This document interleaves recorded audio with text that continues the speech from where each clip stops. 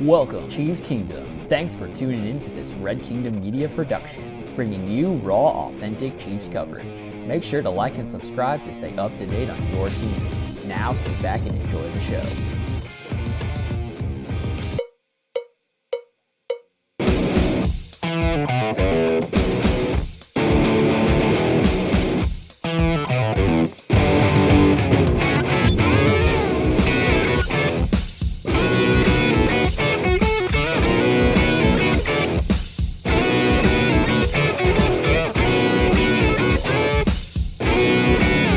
This is the Red Kingdom Media Live Postgame Show.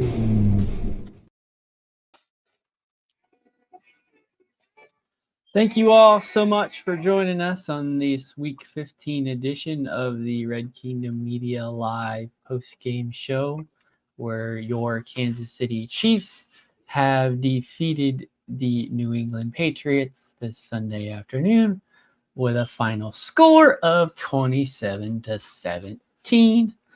To break down this game, I guess I'd sum it up really easily as everything we've seen the past weeks are still happening, but the Chiefs were fortunate enough to get an opponent this time around who they could easily beat up on and get the win at the very end. But thankfully, they were playing a team that was already hurting, trying to find themselves. And, well, basically, we got the win. And here's to next week going against a team that just beat the crap out of the Chargers and got their coach fired. So let's see if the Chiefs have their another big week ahead of them, hosting a Christmas game at Arrowhead Stadium. Dale, why don't you go ahead and give us your summation? Today, I think it was a good performance by the Kansas City Chiefs. Still had some mistakes offensively, and it seemed like Bailey Zappi was able to do what he wanted the first couple possessions. However, we was able to dial in and just take over from there. Mahomes, it feels like throughout that game, he was targeting Rashee Rice a lot. You see that he nearly had another 100-yard game. He's on pace to probably have 1,000-yard season if he keep it up with those same stats. Mistakes though from Tony with that drop pass that ended up with the interception. Something that he had a problem with last week. He was the reason why we ended up losing. And then this week again, he gave up a potential play that could have got them riled up. And who knows what goes on from there. But defensively, they stuck it out like they were supposed to. They responded. Offense when going with Rice and Clyde down that stretch, and also McKinnon, they were able to pull up points. So I'm just glad we won the game. We're 9-5. We improved. We moved on, and now it's time to see if we can win these last 3 games against other backup quarterbacks and see if we can get some help with maybe a Baltimore loss. We need 2 losses from them, and then also Miami lost, but they didn't. Well, that didn't happen today because they beat the Jets. So we'll see what happens the next 3 weeks. But that's step one. We gotta win ourselves. We gotta keep on winning. So it starts there. Yeah, and just like you said, we got to keep winning. I feel like it was a good showing from the defense today. I know they had a couple of hiccups there, but you can't really say too much when the offense is giving the ball away to the opposing team, and you're trying to take it and do good things with it. So they were put in some advantageous situations today, and they got took advantage of in a couple situations. But I want to say hats off to the defense, like it's been all year. They held these guys under 20 points, which I think led the Chiefs to victory. Anytime the Chiefs score over 21, I know it results in the Chiefs win, and at least has this year. I just want to take the time to say hats off to Clyde Edwards-Helaire, right? This is a guy that had his 5th-year option decline, and we were waiting for the arrival game for Clyde Edwards-Helaire, other than that Houston game in his first year. And I feel like this is a game where we like Clyde has arrived. Like, this is Clyde. Like, this is what Clyde looks like in an efficient fashion in this offense. This is what it looks like from Clyde Edwards-Helaire. 13 touches, 37 yards, and a passing touchdown.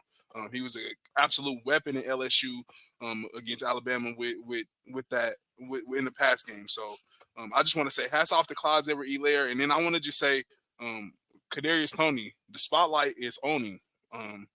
Like I'm one of those guys that goes to bat for him a lot, but it's looking like all that stuff that the Giants fans were saying is right. I mean, it hasn't been a lot of good from Kadarius Toney other than corn dog in the Super Bowl and in the punt return. So we haven't had too much good to say this season about Kadarius Toney. So Right. I want him to change his fortunes.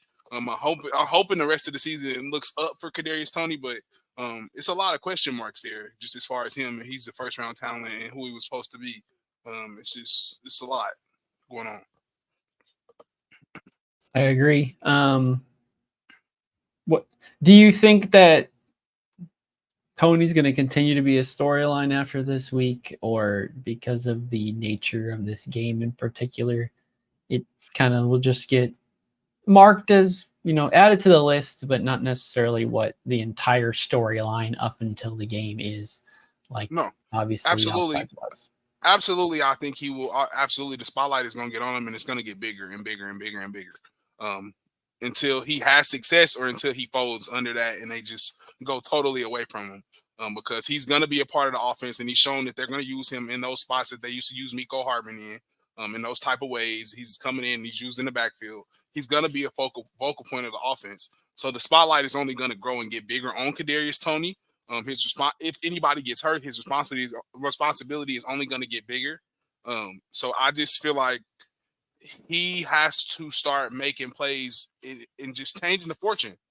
He had a good play today that was wiped out, unfortunately, by I forgot what the penalty was right there, but he had a good play today for like a first down on third down. Like, okay, that's who we were expecting you to be. That's type of stuff me and Dale was talking about. No making a whole bunch of moves in the open field, get straight up field and gain as many yards as you can. We're tired of seeing that. So like certain stuff, you gotta. I feel like the spotlight is only gonna get bigger. So he's only you're either gonna have success or you're gonna fold, because he was one of two guys today that had 3 receptions, and he had 5 yards today. No, it looks like Justin Watson had 3 targets. I'm sorry, not 3 receptions. Excuse me, 3 targets, and he only had 2 receptions. Justin Watson had 3 targets, 1 reception for 31 yards. So he's the lowest guy on the stat sheet, and they're trying to get him involved. Like they're trying to make him a focal point, right? They're targeting him. Like guys like Richie James only had 1 target, but he has more yards for 17 yards.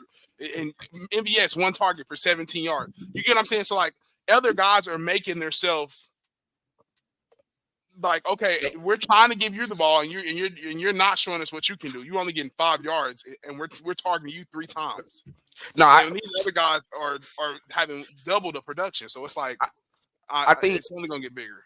I think I get where he's alluding to, because the thing is, I can understand with him playing so bad, it's like, why would he be the spotlight with someone who's not even, meeting those standards? But I think with all the hype he received in the offseason, and the media was looking at him as this guy who was going to come in for Kansas City, who had all this praise last year, what he did in the Super Bowl as well, too.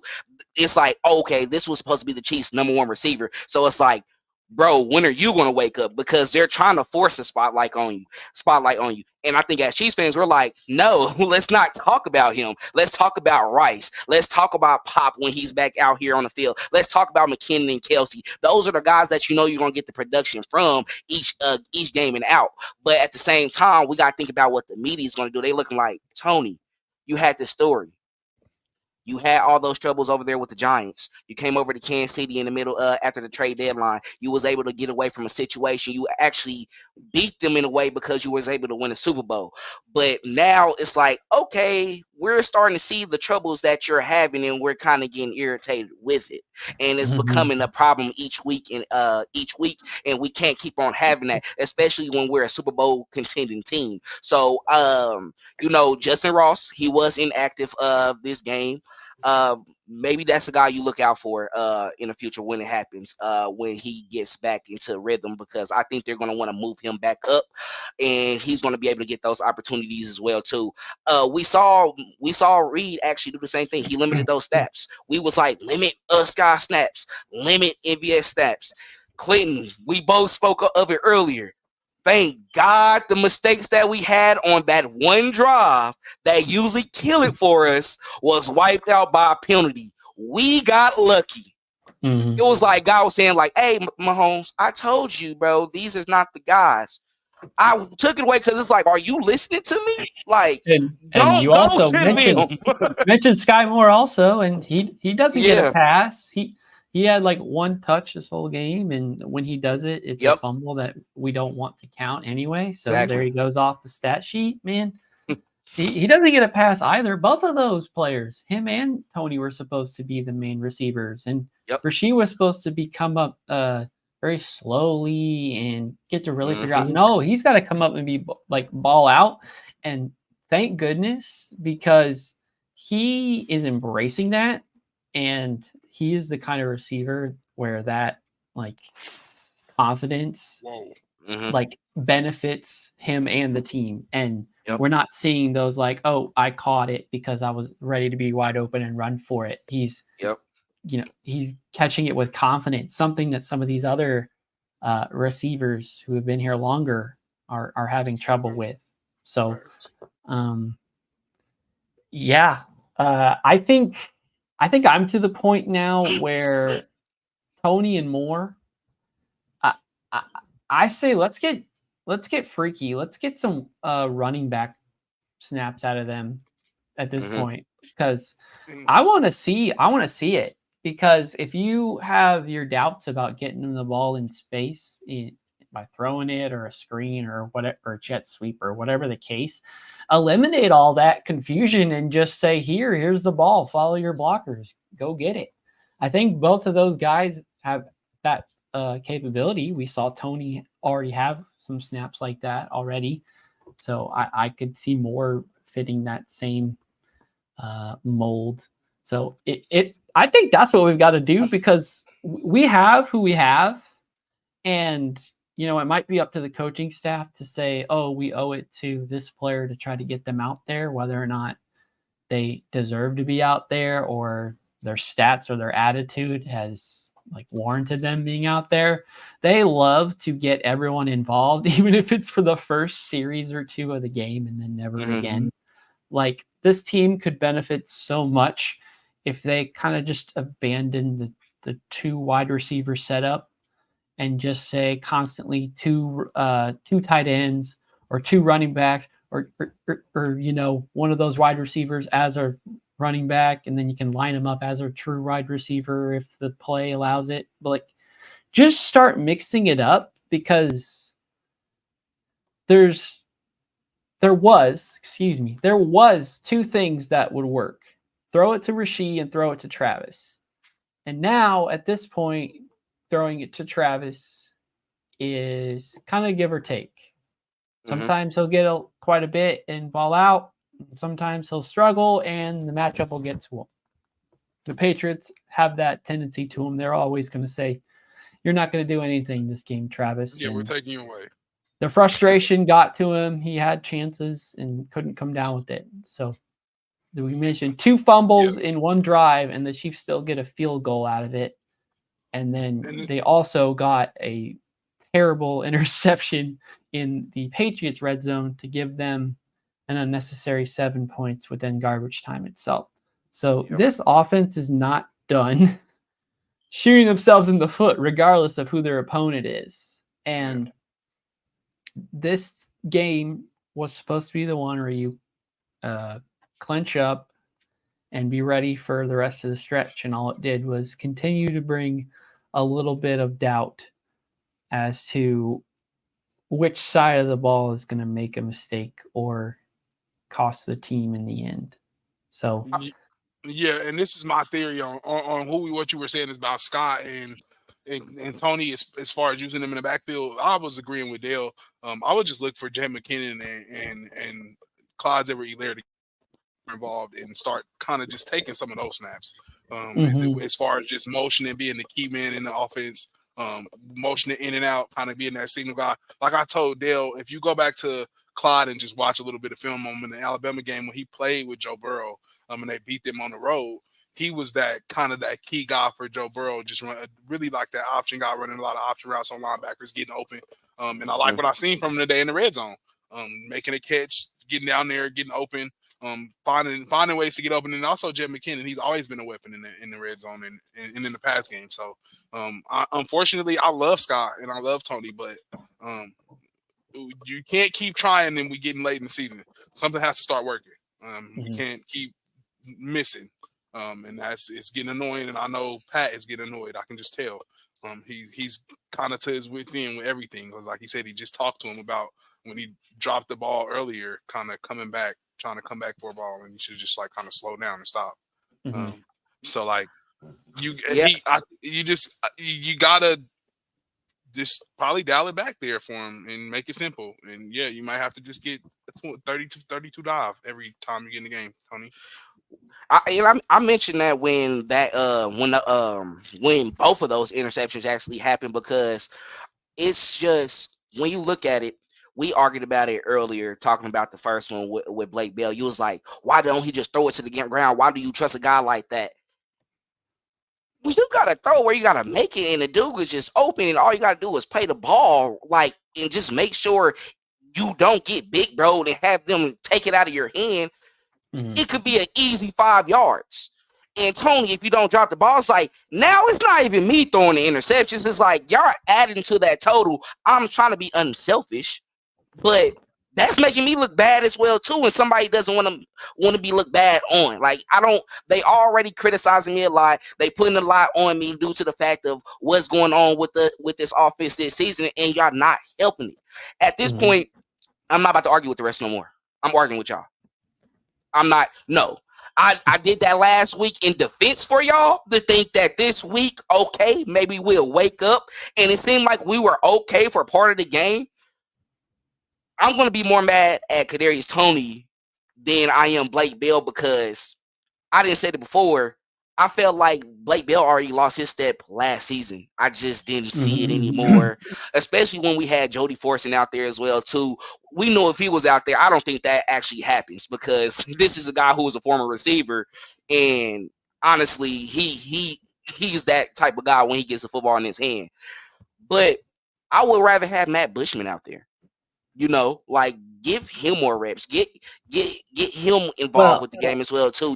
I'm just saying, because it's youthful. If I could interrupt, I mean, y'all were making it a storyline a couple weeks ago. Is Zach Ertz a necessary addition to this team for them to be kind of more effective at the thing that they're better at doing at this point in the season already? So you hope that they kind of lean into that and get even better at it and make it like unstoppable. Yeah, like I'll do it.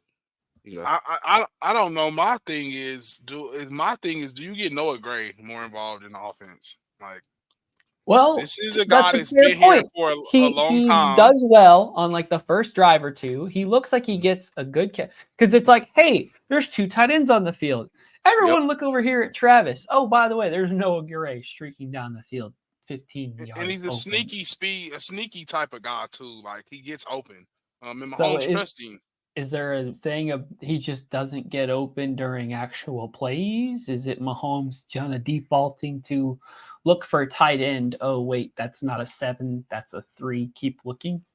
Like, I'll put this hypothetical out here, because they did mention it earlier in the game as well too. They talk about how the Chiefs always like to do a lot of things, and they go back to it a lot in the postseason and actually utilize it a lot more.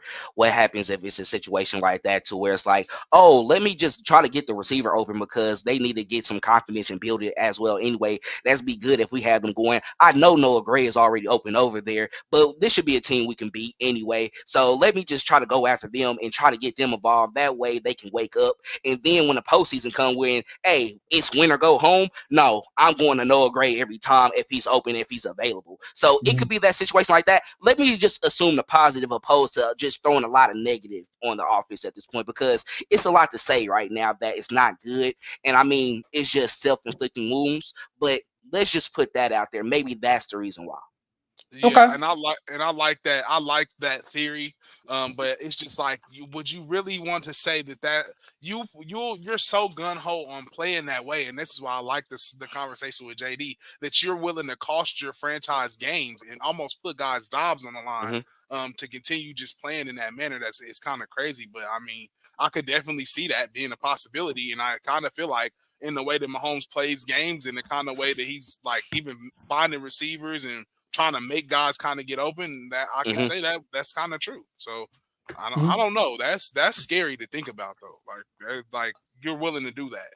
Okay, so Zach Ertz doesn't join this team.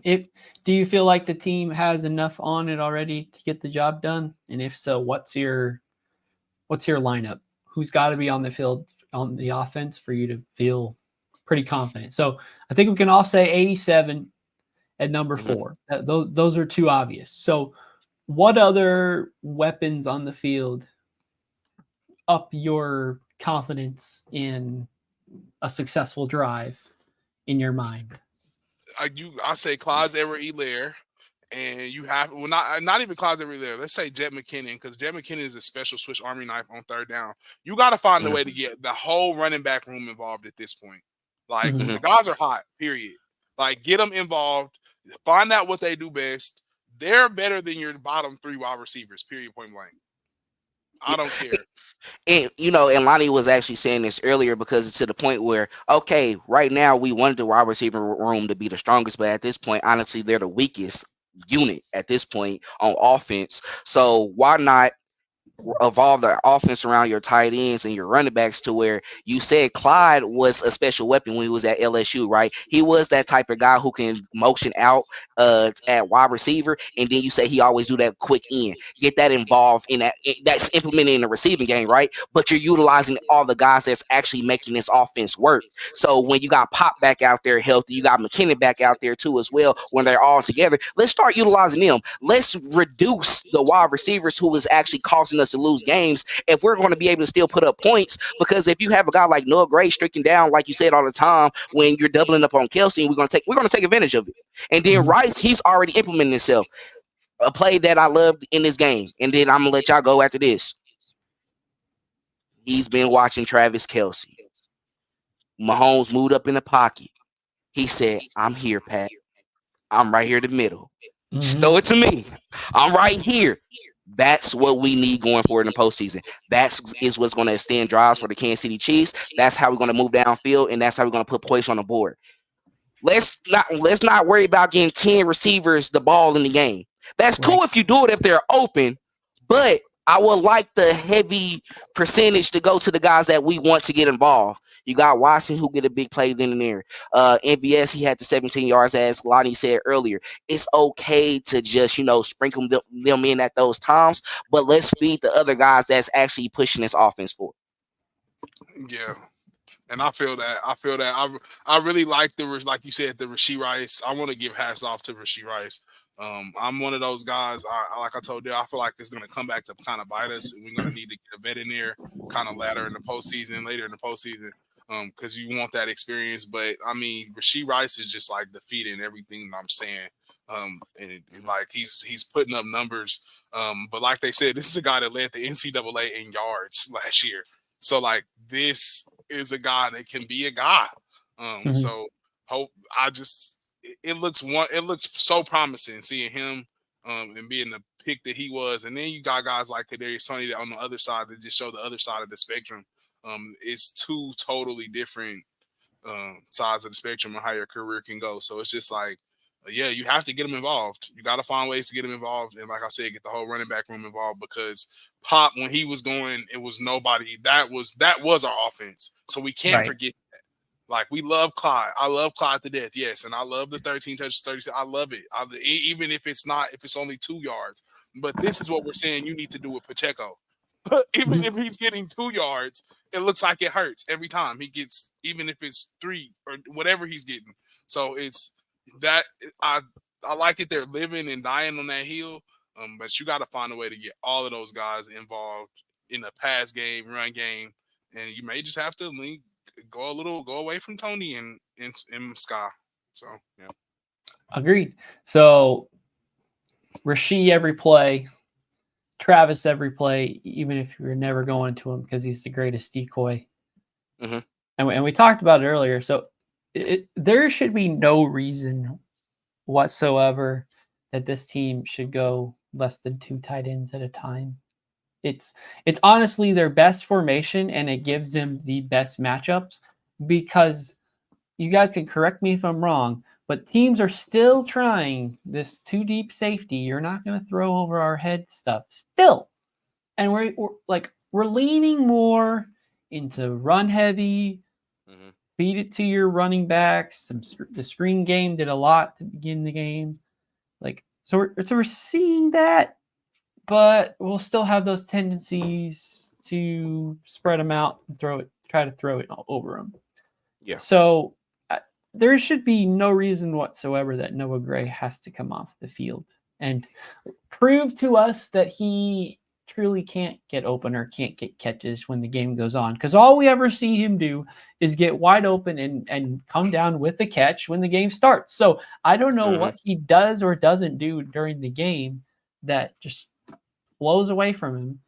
But I would just keep that matchup on the field. Keep the 2 tight ends. If you want a sure catch on the sidelines, bring in Justin Watson, because nobody seems to defend him when he matters. And then feed the running backs. And if the running back is Tony or Sky Moore or Richie James or something like that, fine. But just that's who we should be majority of the time. Or be weird. Put 2 running backs on the field, because McKinnon can pitch the ball, throw the ball. Clyde can do the same. I mean, let's get weird. That's the best thing that this Chiefs offense can do right now, is to make other teams question what your plan is. They know what the Chiefs like to do, and it's been up to the Chiefs to decide to attack defenses differently than they've been used to. Yeah. So I would love for them to lean into that. Let's get Jerick McKinnon 3 touchdown passes in a game, because that's when you bring the weird stuff out in the red zone. If regular running plays didn't work inside the 20, then bring out one of those inside the 5 and get them thinking again. Yeah. For sure. Yeah. Anything you guys want to go about on the offense before we transition? Nah, that's it. Let's just stop. We say it every week. Y'all know what y'all need to do. Just stop doing what's making y'all bad. And if we can do that, let's get ready for the postseason. We got to start first. I don't care if these teams are mediocre the next 3 weeks or what we played today. Hey, it's time let's get it going. We got to wake up. And I want to say this too. I know they gave up some sacks today, but hats off to Wanye Morris. He's a rookie over there trying to hold up against the Belichick defense. Did good enough today. Another excuse to have heavier tight end sets. Yeah. Yeah. And then a shout out to the interior 3. Seeing those big odds get out and running. That is, it's almost reminiscent of that line that we had with who was that? Will Shields and the other guys. Brian Waters and Casey. Brian Waters, yeah. It was reminiscent of that. Seeing those guys out rolling in space, I love seeing that. That was Mason great. Can probably call them, see if they're available. Yeah, I love seeing that. Shout out to Creed, Trey, and Joe Tooney for sure. Yep. All right. So defensively, I think I'm just going to start by saying I'm shouting out Willie Gay, man. That was a heck of a play at a perfect time that jolted the team back up to be like, heck no, guys, we're not just going to bow down, and we're men, we're professionals. We're going to do what we got to do. We came here to win. So that's what we're going to do. So Willie, every time I see him on the field, he plays out of his mind. He's so quick. He's decisive. He's just a ball hawk, a playmaker. So that's who I'm shouting out. And shout out to the other linebackers. So Nick Bolton. And I saw a lot of people were clowning. Where's Drew Tranquil? Why is it Drew Tranquil in the game? And then a drive or two later, he comes in and they're like, no, let Spags cook. He's got reasons for what he chose and when. So shout out to the linebacking group for me. I think they get my big seal of approval for this game. Oh, for sure. Yeah. For sure. Who you got, Lonnie? Yeah, so I want to shout out so many people on the defense. Like, the defense is playing absolutely out of their mind. If these guys were playing with the Patriots a couple years ago and it was Brady, this team would probably be undefeated. Like, period, point blank. They're playing out of their mind. Period. Shout out to the linebacker group. I know Willie had a lot of plays today that I feel like he was just almost like a tick off, like almost like even the catch in the end zone. Hunter Henry got a lot of fluky stuff off today. I just feel like Willie was just a tad late, trying to jump a tad too early. He would have had more interceptions or tip picks. But I want to say hats off to the DB room, and I really wanted to go with the defensive line because the defensive line looked wonderful. But I'm gonna let Dale handle that. I want to say hats off to the DB room. Ladarius Sneed, tackles for a loss, bro. Like, this is ridiculous. 2 TFL, and it was the way that it was happening. He puts on a clinic every time he's out there, just like how he reads routes. He knows what's coming. If he is a step behind or if he does get a catch made on him, it's like he's gonna redeem himself. Whether it be tackling, hitting, because he makes a mistake or whatever, and then the very next play, he I took that personally, and just takes over the game by himself the very next play. So or just comes through and takes somebody's head off. I'm just pissed. And then Justin Watson getting in there, getting a sack. I know them guys were missing on Josh Allen. Not missing, kind of learning how to hold their ground and get in there, and getting sacks and really getting guys to the ground. And get in there with the big guys and get in there banging. You see Trent McDuffie do it a lot, but we don't see Justin Watson come out that slot and blitz like that. And I love seeing it. We've seen it a lot later this year. But yeah, I like it a lot. I love seeing it. But yeah, I want to say hats off to that DB room. They've been playing good. Then Justin Reed even making tackles, hitting, getting there, landing wood on some guys. So for sure, Coming like a missile. I love it. Yeah. He comes in like a missile, man. But you already said it, defensive line. But it's gonna be somebody that a lot of people not expecting. And bro, I don't know what he's doing on this contract year, but Derek Nottie, bro, you are balling out. I've never seen you this quick in previous years coming off the ball, and he's winning those matchups as well too. Very finesse with his hands, and just him and Chris Jones doing it at the same time and working hand in hand. This is why he's on the roster every year. It's just because of what he does in that inside. And I always talk about this, and this is something I was telling Lonnie about all the time as well too, because being somebody who played on our offensive line, our coach always tell us we can't be in a stalemate with the opposing defensive lineman, the interior.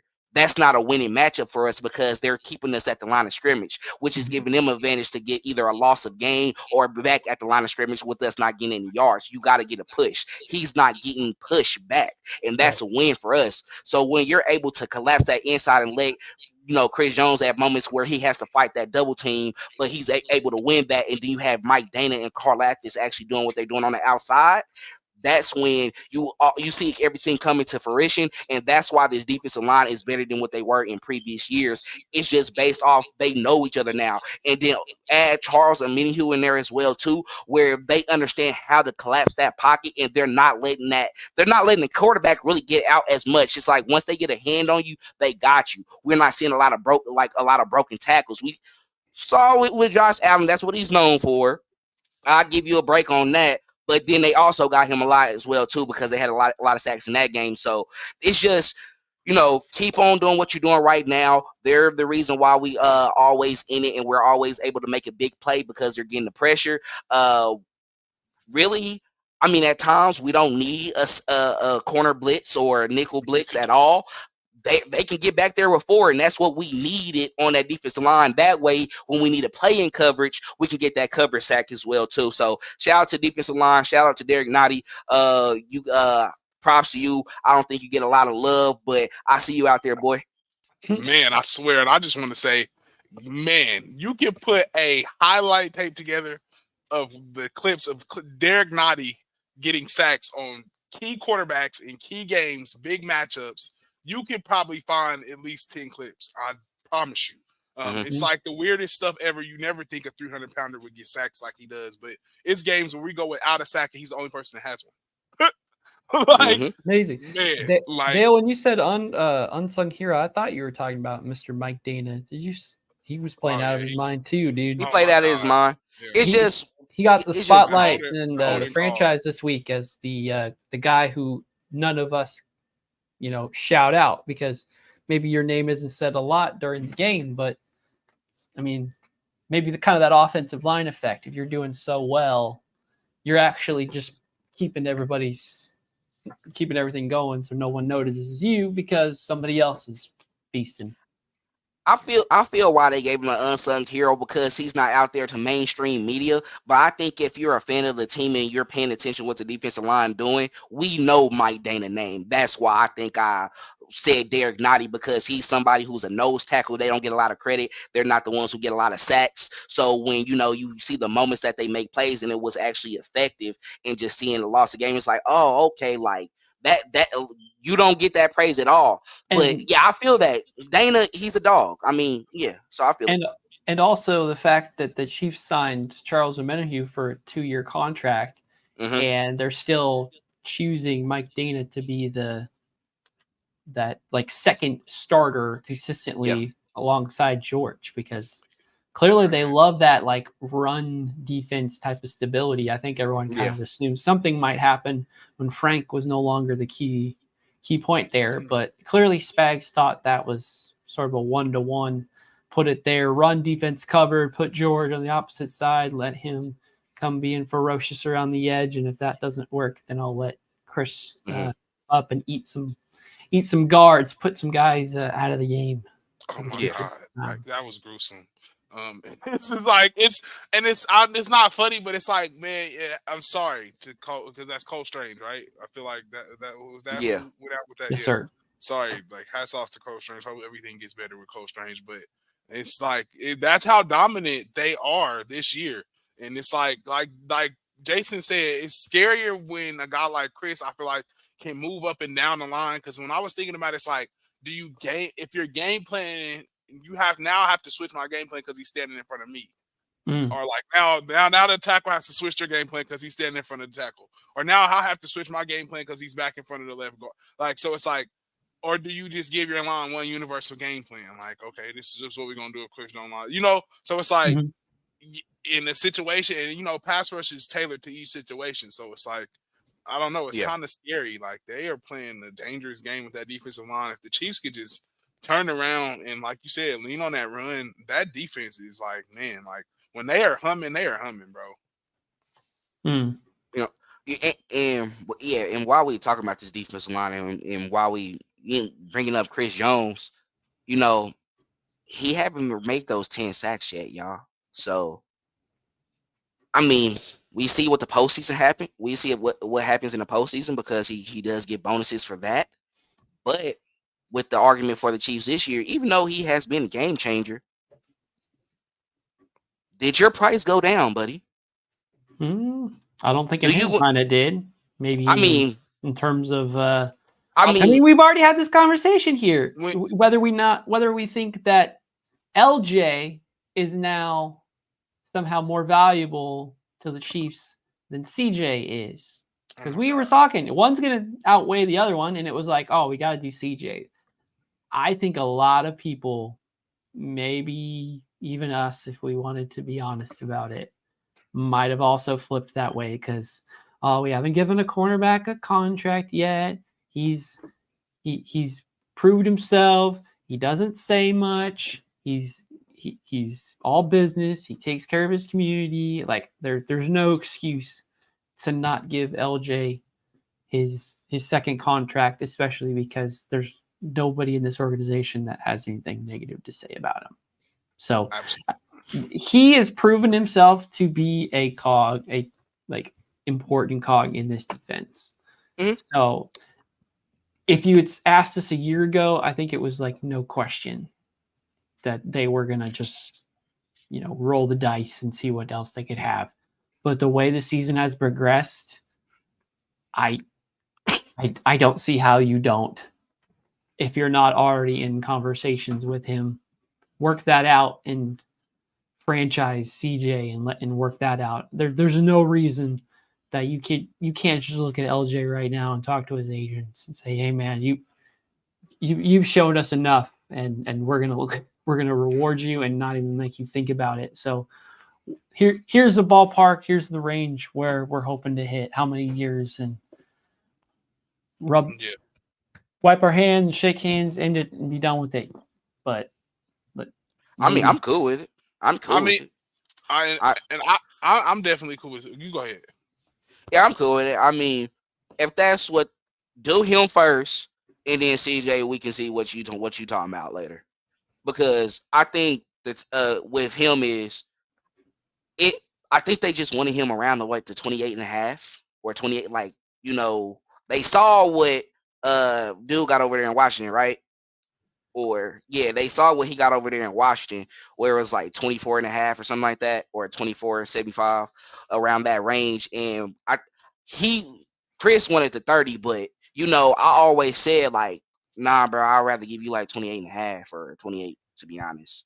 I'm not giving you 30 just because you have those moments where you make those mistakes and you put us in position to where, you give the other team the opportunity to win or capitalize off of that. I mean, you just got to come down just based off of that. What they're doing with Aaron Donald, I understand you feel like you're on that realm, but he's still number one. So at the end of the day, here we're trying to approve other positions as well too, and we're going into the postseason. I mean, into the offseason next year, having to worry about other things to add on to that offense. So really, All right, so we get to play this game. So the highest, according to Google could obviously be wrong, but the highest paid cornerback is Jair Alexander, who averages about 21 million per average. okay. Would you give CJ 20? Yeah. Would you give Snead 21 or 22 million dollars a year? Absolutely. You have to. This year, I'm on board with that. Like I said, I'm on board with And it. I think He's there's the best no cornerback reason this that year. he wouldn't He's take like taking- He's 20 the for best 5 cornerback this years. year. Like, hey, here's a 5-year, $100 million contract, 20 million a year. Take it. Snead. I do it. I would do that in a heartbeat. Because he shut out every single team's opposing corner that you win against. We He said only this got to ever have already. a day We said this like against him. halfway through the season. Like, what else does Snead have to prove that he's that dude? Like, what other hard matchups? You want like one more round of the postseason? I guess No. you're just gonna make him hungrier and make his price go up. I think he's definitely shown you enough to just get it done. Just get it done now. right?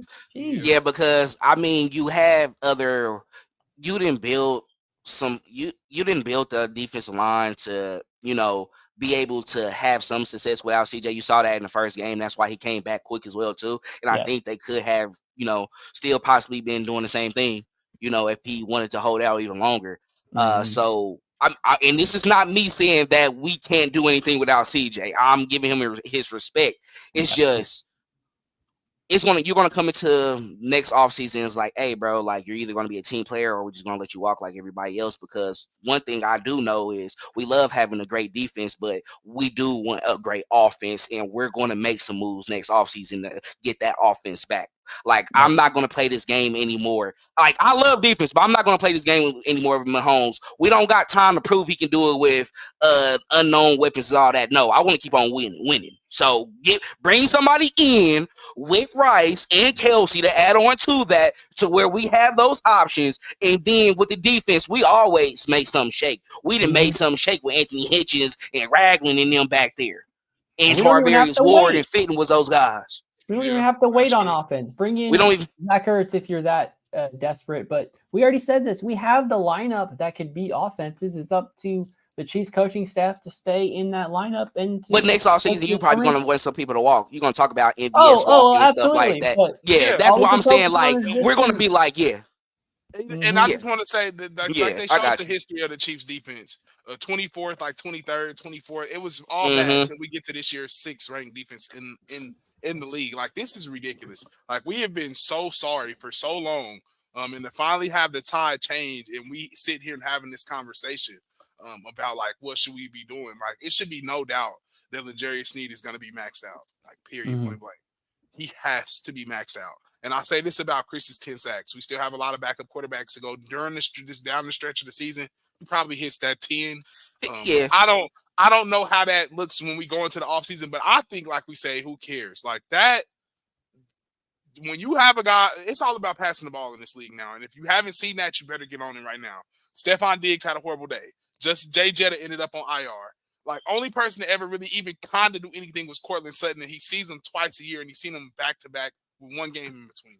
So We it's got like the Bengals later towards the end of the season. Yeah, and he Jay may Brown. not. Those and he- receivers are doing balling T. without Burrow. So Yeah, and he may not get Jamar Chase to really solidify it for sure, but we don't know if it was going to be McDuffie or him. Either Oh, way, he can still solidify it in that game. Either way, still, he can. yeah. but it's just scoreboard like would have I solidified feel it. like you have to do that. You have to figure it out, and then you have to at least try and go to the table and work something out with Chris, and see where we can get. And if you can't get anywhere, you make the move quick, like Dale said, because you have to get weapons and you have to get stuff to surround your offense and get it good fast immediately. You can't keep doing cheap stuff.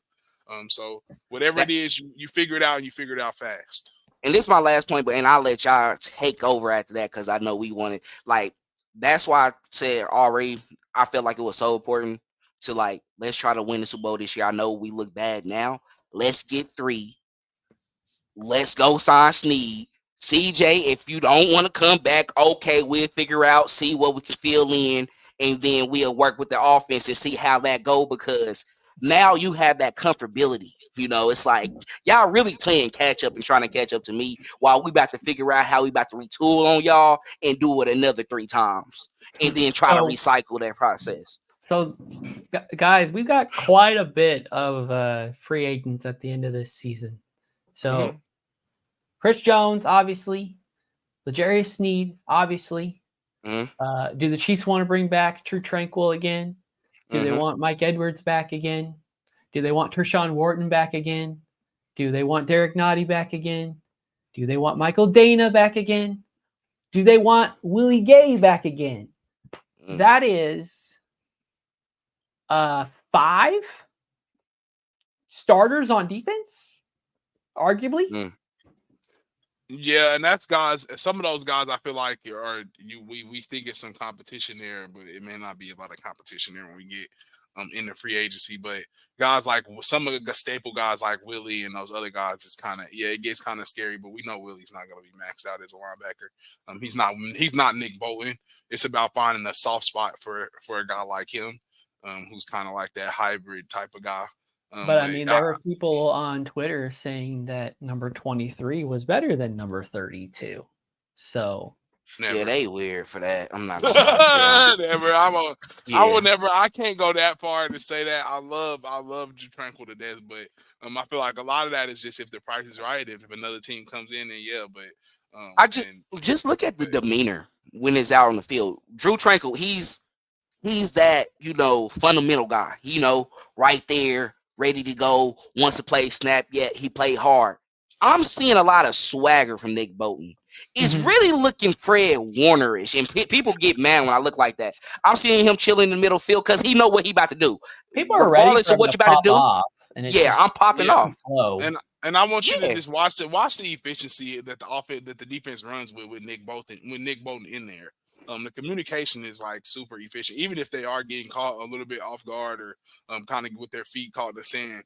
They're efficient, very, very efficient, just getting where they need to be, getting lined up. Like Nick Bolton kind of has a great feel for the defense. You can't teach certain stuff like that. And he has a great feel for the game too, just as far as sacks, punching the ball out, timely, just everything. Instincts as a linebacker, great. He's playing with one hand right now. And like, did we talk about Nick Bolton missing the tackle today? No, we haven't. So like, what are we talking about? Like, you know what I'm saying? Like, Yeah, I do think you let Mike Edwards walk, though. I think he's been a solid pickup, but I think they're liking what they're seeing from Shamari Connor, especially with Brian Cook going out and knowing you'll get him back next season.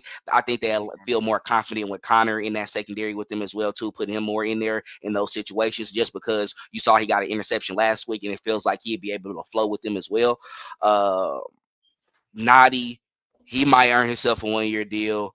Turk, you might see him walk, or depending on his situation, if he signed back somewhere, if he does find another home, maybe he comes back. That might be a Colin Sanders type situation we dealt with this offseason.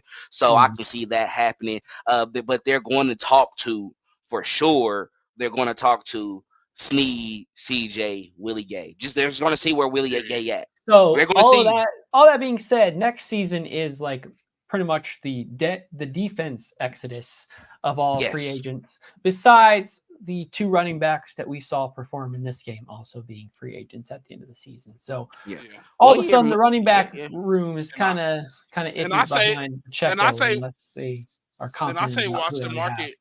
I say watch the market on the running backs too, because if Clyde doesn't get a lot of offers and there's not a lot of offers there and people are sketched there, I wouldn't be surprised if the Chiefs are willing to give running backs 1-year deals and bring it back in. You know, the offense. You see what they did with Jed McKinnon for years now, and the market is not really there for running backs. Period. They're showing that we would rather draft a guy than pay you to come play for us. So I just would watch for that. They may bring him back. I know it's kind of sour. They didn't pick up his 5th-year option, but I don't know. I just see if the market is not there, they may do it because he's playing like the way. If he plays this good down the stretch here, I'm worried about Cincy too because he has a very, very good relationship there with all of those. All over there, the guys he played with. So I mean, it makes sense, but it's just like they have guys like Joe Mixon there, a young guy themselves too with Williams that they're just playing now. So like they have some young backs that are good there themselves. So you want to crowd that room up, but they do take our understudies and our loose change. They do scoop it up like a bum, but I wouldn't be surprised. But like we said, Ladarius Snead has to be paid. Period. Point blank. I don't care. Bring back up the Brinks truck. This is the first time the Chiefs are going to do it. He needs to be that first one in Chiefs history. Like LJ Snead, 38. It was one of the best corners in Chiefs history. Period. So the year after that, the main free agents are the offensive linemen that we've said, they're for sure coming back. So that would make things a little tricky. Nick Bolton's the same year. Maybe they want Noah Gray back. I don't think he'd be too expensive. And honestly, from what we've seen, we've hyped him up this show enough. Get a number 1 else type tight end and just keep building up Noah Gray. And everyone's gonna be like, who's Noah Gray? Why is he like 10 catches for 80 yards? Like, just keep him underrated. And I feel like he could be like very sneaky Kelsey-like in future years. Someone may be tagged, I feel like, that year though. I just want to say that. I feel like somebody probably I don't want that for any of those guys, but somebody may be tagged. I wouldn't say Noah Gray or any of them other guys, but one of those offensive linemen. If the number is just too high, that you get tagged. So can we safely assume that the Chiefs are not going to hold on to MVS through the 2024 season? No, I think it's over. They're going to bite the $10 million and get that back. So that's at least almost half of the LJ Snead contract. We're going to have to get 10 more out of there somewhere. I don't see anybody else picking that up. So yeah, they're going to have to eat it. I mean, getting that back, I think with letting him go, they got a lot of other. Yeah, they'd be able to. They supposed to recoup some funds back at least, right? Especially with doing that. So, I mean, and with the decisions that they have to make, I think they will try to go for a weapon though. I think he will probably be more aggressive this time. I think he is going to be a lot more aggressive. So if it's not exactly the person that we want, it might be someone who's around the same. That's why I say like, watch out for a guy like Calvin Ridley. Maybe watch out for T. Higgins. And moves like that are going to cost the team the chance to re-sign Willie Gay, re-sign Drew Tranquill, re-sign Derek Nottie, re-sign Mike Dana, make the LJ. Not all those guys a little harder. Like it's going to come with a few team player losses, and we're going to be like, no, I thought we could get you back. Well, or I want y'all to get comfortable. Like y'all seeing all those other guys get comfortable without CJ.